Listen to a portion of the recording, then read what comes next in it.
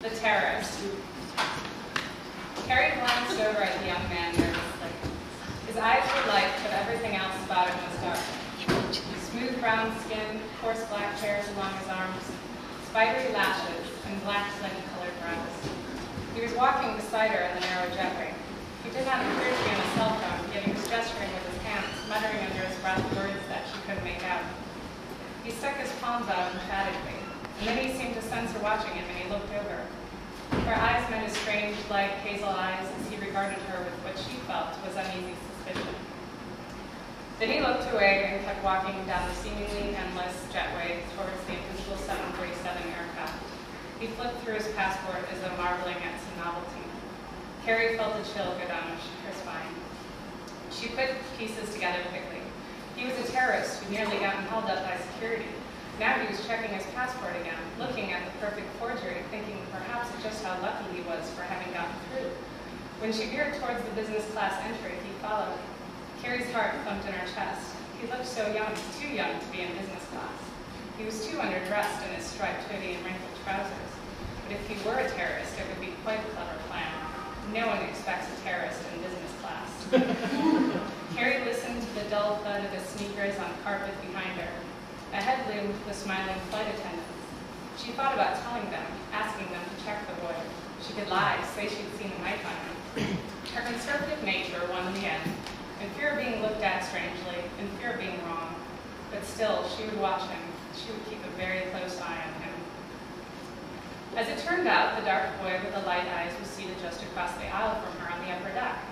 She watched him as he put his backpack in the overhead compartment, first removing a book. He settled into the window seat and looked around.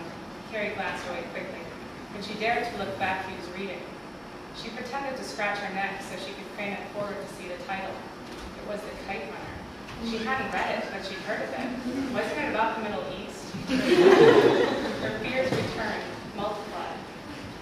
When the first meal came, she noticed he ate no meat. She thought that might be further damning, but then realized she had no idea terrorists ate meat. She didn't understand them at all, really. She stared at the boy, trying to picture him with a knife or with a bomb strapped to his leg, and she found she couldn't. But still, he had that twitchy, nervous flutter. She hardly touched her food. 4 hours into the flight, he took the programming remote and hit it forcefully against his hand. He pressed multiple buttons at once and resumed the counting. Carrie frantically wondered if this was it. Was the remote somehow a detonator? She sat forward in her seat. The stewardess caught the boy at it and blocked Carrie's view of him for a while. When she could finally see him again, the boy was reclining, watching the screen in front of him. His face appeared tranquil. Looks can be deceiving, she reminded herself. Carrie's nerves were on edge. She could not bring herself to tell anyone of her suspicions, could not imagine justifying them to anyone else, yet she could not quell them either. The dark boy played at the corner of her watchful eye, every movement a cause for Carrie to look over. She braced herself in her chair when he tied his shoelaces. When he went to the bathroom, she found it difficult to breathe until he returned. Her heart raced during their second meal as he cut the small chicken fillet with a metal knife. Who had decided that planes should allow metal knives again? The boy ate sparingly, and she wondered if he was dreaming of the many rewards he would have in heaven. She wanted to tell him it wasn't true, but it wasn't worth it. She thought now that he looked exactly the way she'd always imagined a terrorist to look, down to the striped hoodie and the wrinkled trousers. The captain announced that they would be landing. Carrie no longer cared that the boy looked back at her as she watched him. She wanted him to know, wanted him to see she had her eye on him, wanted him to see that she knew. And then they were on the ground. Her body jolted at the touchdown. She almost couldn't believe that they'd landed safely. She looked at the boy and his eyes regarded her under furrowed brows. Had she single-handedly stopped a terrorist? Had he been unable to act under her watchful gaze? Standing with her bags in the throes of stilled passengers looking for an exit, she came face to face with the boy. He was taller than her and looked down at her as he spoke. "Do I know you?" he asked in a perfect American accent. But she'd heard that they were well trained. They looked and sounded just like us, that's what she'd heard. She said nothing in return, but held her bag tightly in front of her body as though it were a shield, as though it could keep anything from getting to her.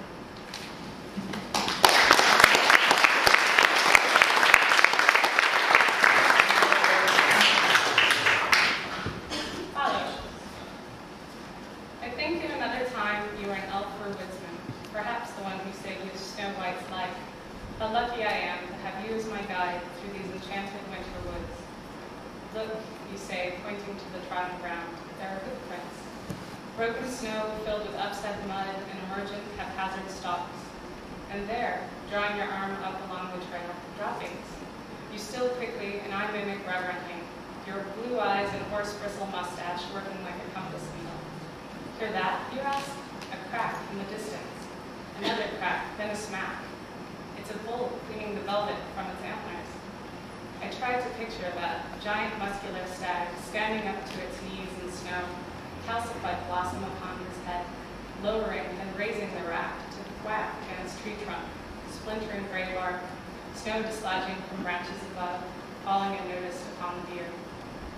Your breath comes out in a white cloud as you grin from ear to ear, your eyes wrinkling in that extremely Irish way, and all memories of time between us, less beautiful than this, evaporate into the winter chill, to skate upon some distant ice pond. I grin back and giggle softly, and I am 12 again, lost in the wonder of that first hike through our new forest behind the cut ground into which all of your sweat and dreams were tossed and used as mortar, as bricks, as steel. We begin to follow the trail of the deer. Our boots marry snow and mud. My feet hurt, but I say nothing. I would do this forever if I could. Follow you through clusters of pine, over bubbling icy streams, relishing the discarded bits of beaver down, the relics of old hunting perches, the call of the hawk, the glimpse of the woodpecker, the dash of deer. I would follow you through eternity in my 3-inch thick green down jacket and red mittens, scarf on tightly over my mouth and nose, moist against my breath, red and black striped possum hat pulled snugly over my ears, our 31 and 67 years behind us, pressing over